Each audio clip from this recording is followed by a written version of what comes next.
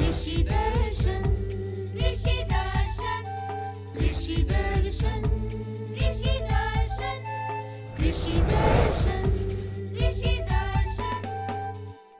कार्यक्रम कृषि दर्शन में आप सभी किसान भाइयों का स्वागत है। मैं हूं जत्रू और मैं रमणी। आप सभी को नमस्कार, जोहार। जत्रू भाई, देखिए जाड़े का मौसम चल रहा है और जाड़े के मौसम में हमें ज़रूरी है कि हम अपने फसलों की, और वैसे किसान जो पशुओं का पालन करते हैं उनके लिए भी ज़रूरी है कि सही जानकारी और सुझाव उनके पास होनी चाहिए, ताकि उनके ना फसल को नुकसान हो और ना ही पशुओं को। और इसके लिए ज़रूरी है कि उनके पास सही जानकारी होनी चाहिए। तो किसान भाइयों, आज के इस अंक में हम वैसे ही आपके लिए नई और विशेष जानकारी लेकर आपके सामने फिर से उपस्थित हुए हैं। तो चलिए कार्यक्रम की शुरुआत करते हैं और हम आपको सबसे पहले दिखाते हैं कृषि समाचार। नमस्कार, कृषि समाचार में आपका स्वागत है। आपके साथ मैं हूं सबा गुलरेज। आइए देखते हैं आज कृषि समाचार में क्या है खास। तिलका मांझी ग्रामीण कृषि पंप योजना के लिए 52 करोड़ रुपए का प्रावधान। धनबाद के बलियापुर में होगी कीटनाशी प्रयोगशाला की स्थापना। कोहड़ा के बेहतर उत्पादन के लिए लगाएं उन्नत प्रभेद CO1।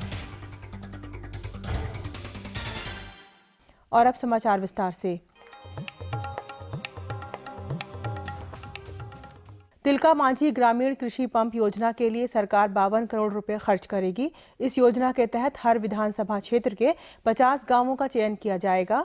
इसमें हरिजन और आदिवासी बहुल क्षेत्र और पंचायतों के सुदूरवर्ती गांवों को प्राथमिकता दी जाएगी। लाभुकों के चयन में अनुसूचित जाति, अनुसूचित जनजाति, विधवा और 60 साल से ऊपर के व्यक्ति को पहले लाभ दिया जाएगा।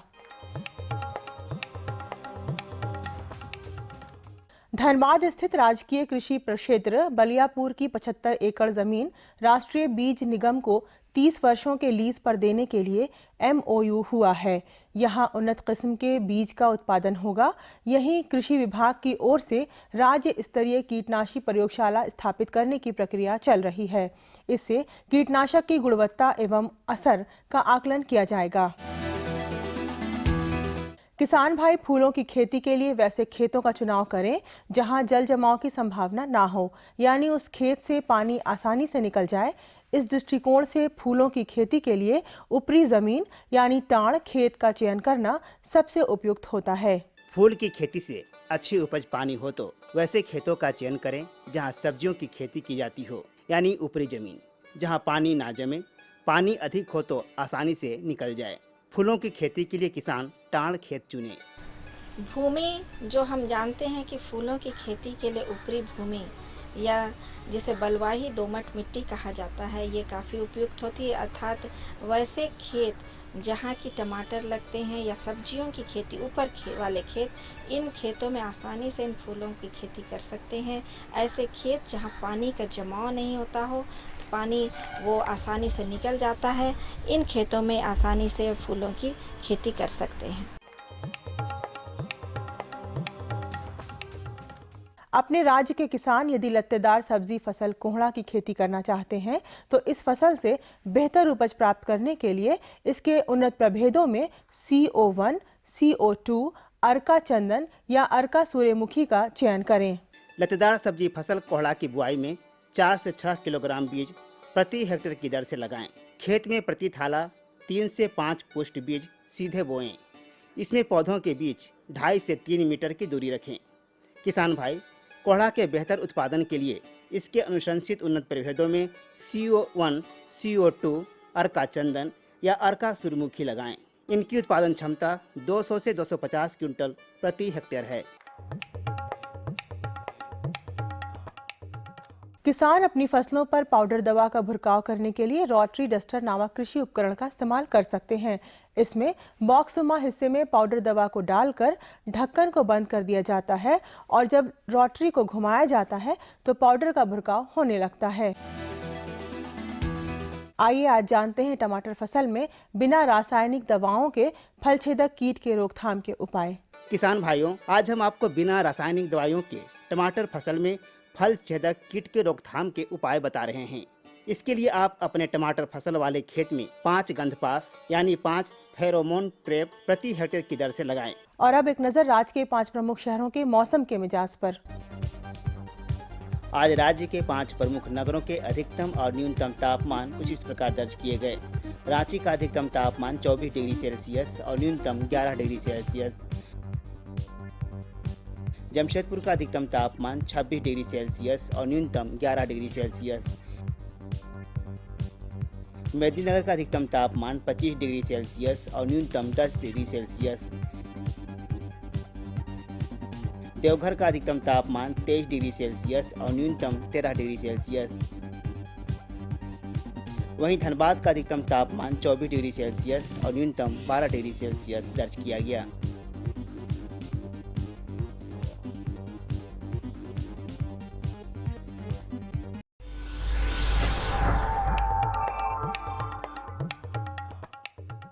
और अब मंडी भाव में आइए नजर डालते हैं अनाजों के भाव पर। आज कृषि उत्पाद बाजार समिति सरायकेला में विभिन्न खाद्यान्नों के थोक भाव कुछ इस प्रकार दर्ज किए गए।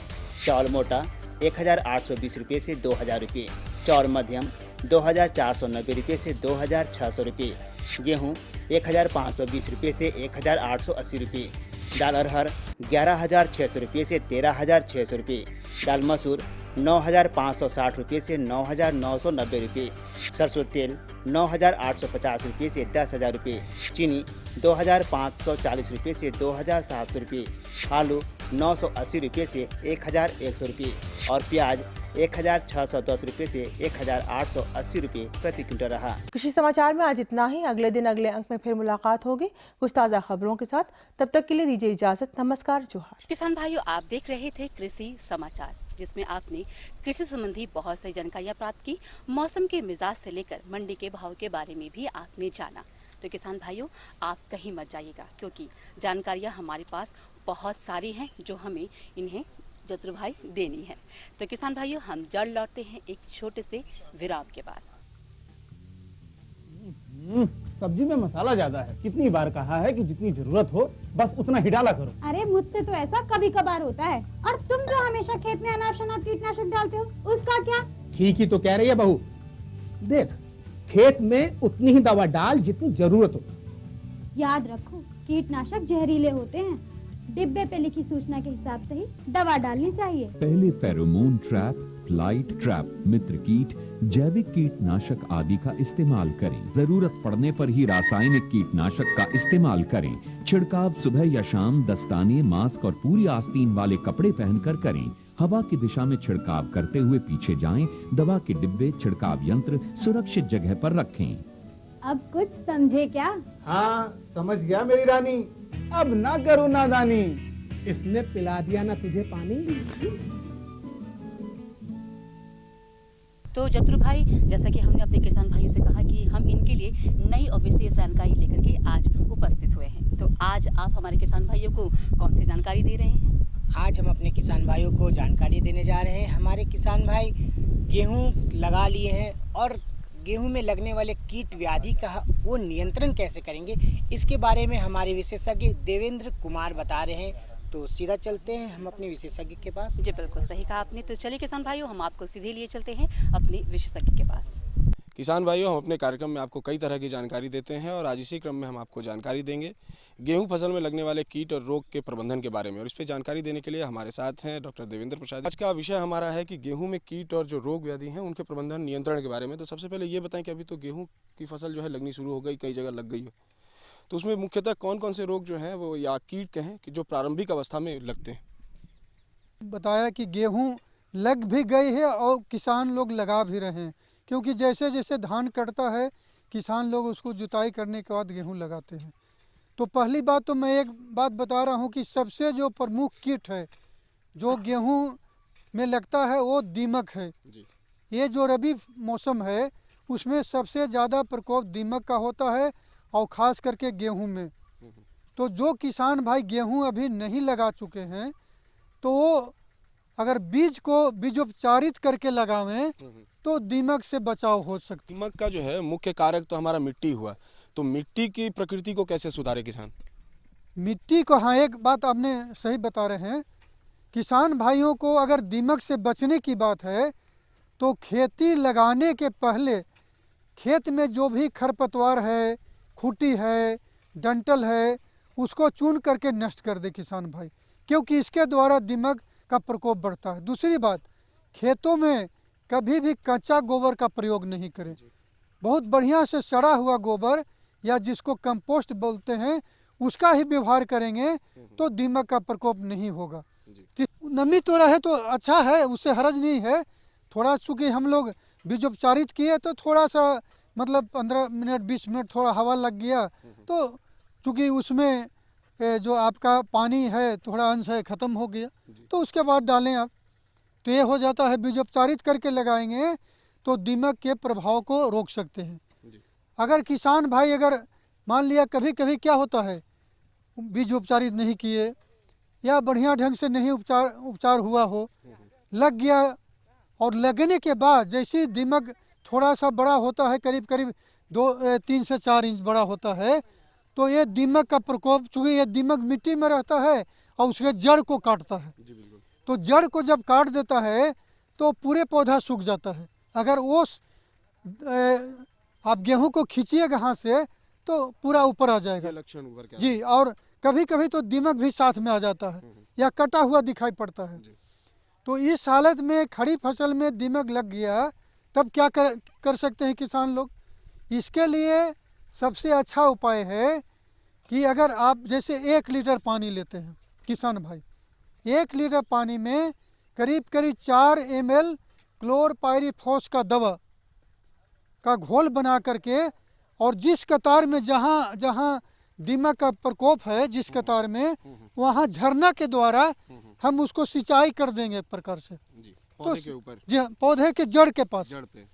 तो ये बहुत अच्छा है। ऐसा दें जड़ के पास कि वो जड़ को भिंगाते हुए मिट्टी में भी जाए, तो ये दीमक के लिए सबसे अच्छा उपाय है किसान भाई। जी, आपने दीमक के उपाय के बारे में बताया, लेकिन इसके साथ साथ कई और कीट भी होंगे जो कि प्रभावित करते होंगे गेहूं की फसल को, उनके बारे में कुछ बताएं।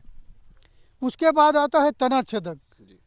ये तना छेदक जब है, खास करके बाली के समय किसान भाई देखते हैं कि बाली जब निकलता है तो कहीं कहीं खेत में पूरा बाली सूख जाती है।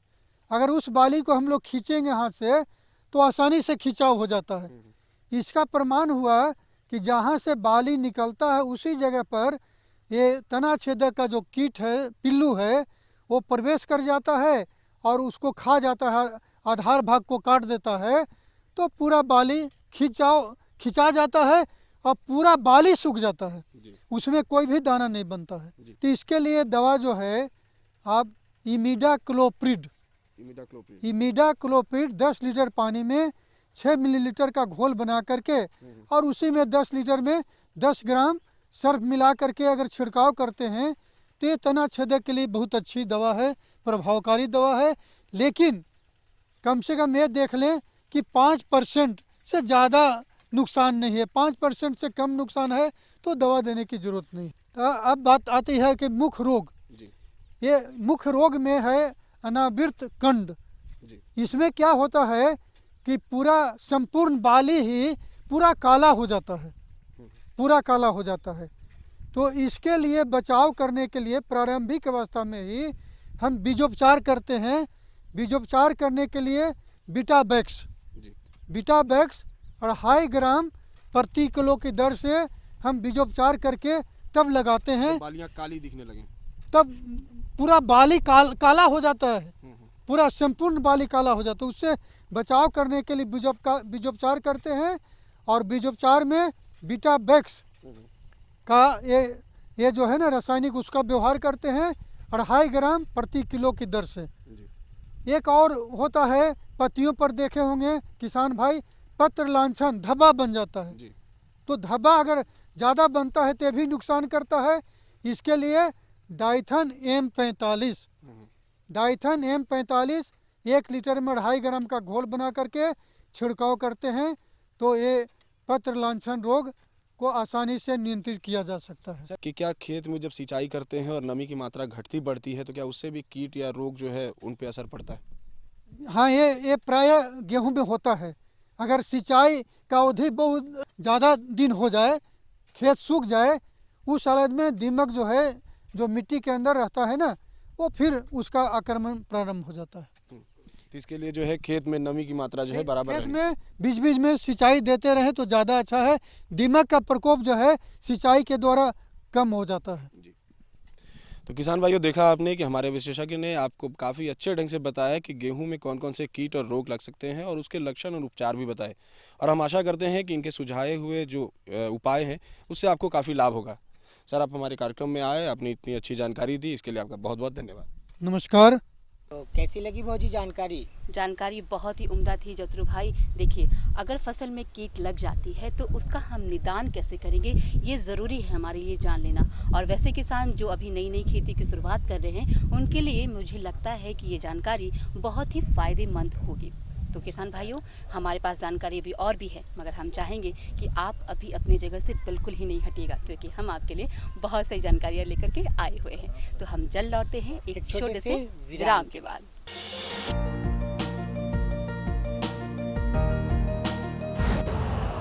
यूरिया का स्वदेशी उत्पादन 70 लाख टन बढ़ाने के लिए 6 उर्वरक संयंत्रों का उद्धार किया जा रहा है। FCIL के गोरखपुर, सिंदरी, तलचर और रामागुंडम संयंत्र, HFCL की बरौनी इकाई और BVFCL की नामरू फोर्थ। सोने पर सुहागा ये है कि देश में अब बनेगा सिर्फ नीम लेपित यूरिया, क्योंकि इससे होगा किसानों का फायदा ही फायदा। अनाज का उत्पादन 10% तक बढ़ेगा। बढ़ेगी 10 से 15% नाइट्रोजन क्षमता।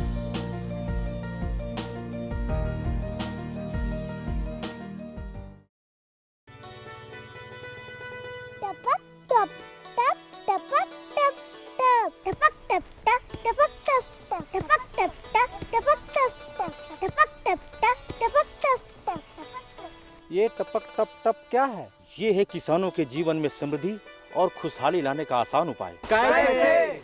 पानी की एक एक बूंद बचाइए, फसलों की सिंचाई के लिए टपकन विधि और स्प्रिंकलर सिस्टम अपनाइए, यानी कि टपक टप टप से खेतों में हरियाली लाइए और जीवन में खुशहाली। टपक टप टप? हाँ भाई हाँ, ये है सूक्ष्म सिंचाई पद्धति। इसमें 50% तक पानी के साथ साथ उर्वरकों की बचत होती है। वाह भाई, ये तो कमाल हो गया। एक कमाल और, वो क्या? इसके लिए सरकार द्वारा अनुदान भी मुहैया कराया जा रहा है, साथ में ऋण की सुविधा भी उपलब्ध है। अधिक जानकारी के लिए हेल्पलाइन नंबर 1800-1851-551 पर संपर्क करें। अब समझ में आया टपक टप टप। तो भौजी, क्या है आज हमारे किसान भाइयों के लिए आपके पास जानकारी? बहुत ही नई और उम्दा जानकारी है जतरू भाई। आज हम अपने जो है किसान भाइयों को बताएंगे कि टमाटर में जो है वो संरक्षित खेती उसकी हम किस प्रकार से करेंगे और उनके कितने प्रभेद हैं, उसके बारे में आज हम अपने किसान भाइयों को बताएंगे। तो किसान भाइयों, चलिए हम आपको सीधे अपने विशेषज्ञ के पास ले चलते हैं, क्योंकि वही आपको विस्तार तरीके से इसके बारे में जानकारी देंगे। आज हम जानेंगे कि टमाटर की संरक्षित खेती कैसे करें और उनके उचित प्रभेद कौन कौन से हैं। इस बारे में जानकारी देने के लिए हमारे साथ मौजूद हैं अरुण कुमार तिवारी जी। डॉक्टर साहब, किसान भाई हमारे टमाटर की खेती तो हमेशा करते हैं जी, खुले में करते हैं और पॉली हाउस में भी करते हैं। तो इन दोनों के बीच में अगर पॉली हाउस में जो हमारे किसान भाई खेती करते हैं तो उसकी क्या देखरेख करें और उसकी क्या आवश्यकता होती है? विनय जी, मुख्य अंतर उपज में या क्वालिटी गुणवत्ता में सारी चीज़ें जो मुख्य अंतर देखी जाती है खुली खेती और बंद खेती, मतलब पॉली हाउस वगैरह में खेती करने के लिए, वो सबसे बड़ी बात है कि हम खेती कहाँ करते हैं, कैसे करते हैं और क्या क्या खेती करने के अवयव हैं, जैसे तापमान, वर्षा, रिलेटिव ह्यूमिडिटी जिसको आर्द्रता कहते हैं, मिट्टी के प्रकार और इंटरकल्चरल ऑपरेशन, मतलब आपका सिंचाई प्लस खरपतवार का नियंत्रण वगैरह। तो ये हमें खुले में थोड़ा मुश्किल होता है और पॉली हाउस में या शेड नेट में, मतलब प्रोटेक्टेड कल्टीवेशन जिसको हम कहते हैं, संरक्षित खेती, तो उसमें ज़्यादा आसानी होती है। दूसरी बात, हमको क्या लेना है? हमको फसल लेना है, हमको ज़्यादा से ज़्यादा उत्पादकता चाहिए। तो ज़्यादा से ज़्यादा उत्पादकता के लिए प्रकाश संश्लेषण की क्रिया होती है, जिसको हम फोटोसिंथेसिस कहते हैं। प्रकाश संश्लेषण की क्रिया से वो पौधा भोजन बनाता है और वही भोजन फिर फल या सब्जी के रूप में आता है और वो भोजन को हम ग्रहण करने की कोशिश करते हैं। तो जितना ज़्यादा फल बनाएगा, जितना ज़्यादा उसकी उत्पादकता होगी, उतना हमको फ़ायदा होगा। तो उत्पादकता बढ़ती है। क्या होता है कि जैसे सूरज की रोशनी, खुले में सूरज की रोशनी आ रही है तो पत्ती के ऊपर वाले सरफेस पे पड़ेगी और उसका छाया का प्रभाव निचली सतह पे होगा या उसका छाया का प्रभाव दूसरी नीचे वाली पत्तियों पे होगा।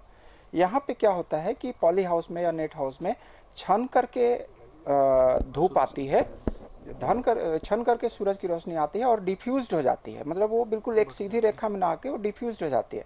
तो इससे क्या होता है कि ऊपर पत्ती की ऊपर का सरफेस सतह और नीचे का सतह दोनों में सूरज की रोशनी पहुंचते हैं। इसलिए आप देखते होंगे विनय जी कि पॉली हाउस में या नेट हाउस में हमारी छाया कम बनती है, ये क्योंकि ये डिफ्यूज लाइट है, परावर्तित किरणें हैं, रिफ्रैक्टेड किरणें हैं, अपवर्तित किरणें हैं, तो ऐसे करके किरणें लगभग पत्ती की हर सतह पे पहुंचती हैं। इससे प्रकाश संश्लेषण की क्रिया ज़्यादा होती है, ज़्यादा तेजी से होती है, अंततः हमको प्रकाश संश्लेषण ज़्यादा होता है और फल ज़्यादा मिलते हैं, इसलिए उसकी उपज ज़्यादा होती है, किसानों को ज़्यादा फायदा होगा। अगर झारखंड के परिप्रेक्ष्य में अगर हम बात करते हैं जी, टमाटर की बात कर रहे हैं, तो संरक्षित खेती में कौन कौन किस्मों का चयन करेंगे? देखिए, टमाटर का मुख्य दो प्रकार है। एक तो जो 36 जगह ज़्यादा लेगा, मतलब जिसकी ब्रांचिंग ज़्यादा होगी, जिसकी टहनियाँ ज़्यादा होंगी और सतह पे ज़्यादा एरिया कवर करेगा। दूसरा है कि ऊंचाई में जाएगा, वो सतह मतलब ब्रांचिंग कम होगी, उनकी टहनियाँ कम होगी और सीधे लंबाई की ओर बढ़ेगा।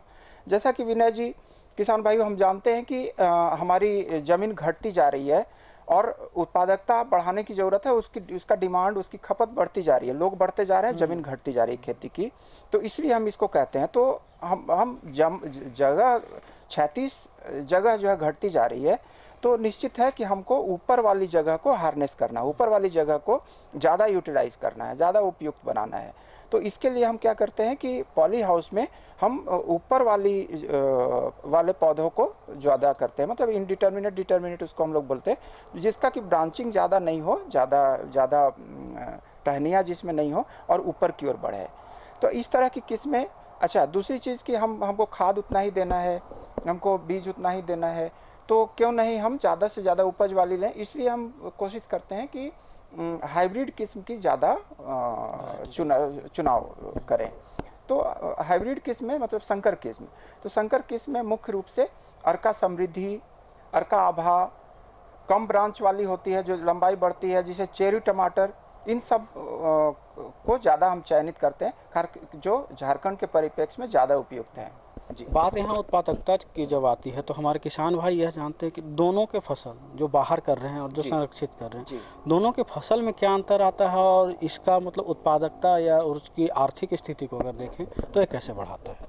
उत्पादकता के साथ किसान भाइयों गुणवत्ता की भी ज़रूरत होती है। तो इसमें जो प्रोटेक्टेड कल्टीवेशन है, संरक्षित खेती है, इसमें गुणवत्ता भी बढ़ती है। गुणवत्ता के लिए हम टमाटर के लिए क्या कहते हैं, उसका रंग बिल्कुल समान हो, बिल्कुल अच्छा लाल रंग हो, कड़ा हो, ज़्यादा दिन तक खराब ना हो, TSS जिसको हम लोग टोटल सॉल्युबल सॉलिड्स बोलते हैं, TSS की मात्रा ज़्यादा हो, मतलब मीठापन वगैरह ज़्यादा हो, जिस तरह की क्वालिटी हम चाहते हैं वैसा हो, ज़्यादा दिन तक रहे। तो इसके लिए हम यहाँ पे संरक्षित खेती करने में ये सब गुणवत्ता, हमारी गुणवत्ता में प्रगति होती है, गुणवत्ता में और ज़्यादा एडिशन होता है, तो अच्छे गुणवत्ता का हमको फल मिल रहा है और ज़्यादा मात्रा में मिल रहा है, उत्पादकता के साथ मिल रहा है, तो स्वाभाविक है किसान को ज़्यादा से ज़्यादा आमदनी प्राप्त होगी टमाटर की खेती में। आर्थिक पहलू। तो किसान भाइयों, आपने देखा कि हमारे डॉक्टर साहब ने कितनी अच्छी और महत्वपूर्ण जानकारी दी। इससे उम्मीद है कि टमाटर की आप भी संरक्षित खेती करेंगे और अपने आर्थिक पहलू को बढ़ाएंगे। आप हमारे इस कार्यक्रम में आए और हमारे किसान भाइयों को इतनी अच्छी और महत्वपूर्ण जानकारी दी, इसके लिए आपका बहुत बहुत धन्यवाद। किसान भाई धन्यवाद, और विनय जी आपका भी धन्यवाद। तो जतुर भाई, कैसी लगी जानकारी? देखिए, जानकारी तो बहुत ही अच्छी थी भौजी जी। हमारे किसान भाई टमाटर की खेती खुले में करते हैं, यदि वो पॉली हाउस में करे तो टमाटर की खेती से अधिक अधिक से अधिक मुनाफा वो कमा सकते हैं। बिल्कुल सही कहा आपने जतरू भाई, क्योंकि टमाटर से बहुत सारी चीज़ें जो हैं वो बनती हैं, जैसे कि सॉस बनती है, चटनियाँ बनती हैं, तो इसका इस्तेमाल हमारे किसान भाई बहुत ही विस्तार तरीके से करते हैं और विभिन्न तरीके से भी कर सकते हैं। तो किसान भाइयों, चलिए आज जो हमने आपको जानकारी दी, आशा करते हैं कि इस जानकारी से आप ज़रूर लाभ उठाएंगे। अगर आपके पास कोई भी सुझाव या कोई भी अगर आप हमारे इस कार्यक्रम के माध्यम से जानकारी लेना चाहते हैं तो आप हमें इस पते पर संपर्क कर सकते हैं। तो हमारा पता है कार्यक्रम कृषि दर्शन, कृषि प्रकोष्ठ द्वारा केंद्र निदेशक, दूरदर्शन केंद्र, रातू रोड, रांची। पिन संख्या है 834001। तो किसान भाइयों, अगले अंक में आपसे फिर मुलाकात होगी नई और विशेष जानकारियों के साथ। तब तक के लिए मैं रमणी, मैं जतरू को दीजिए इजाजत। नमस्कार, जोहार।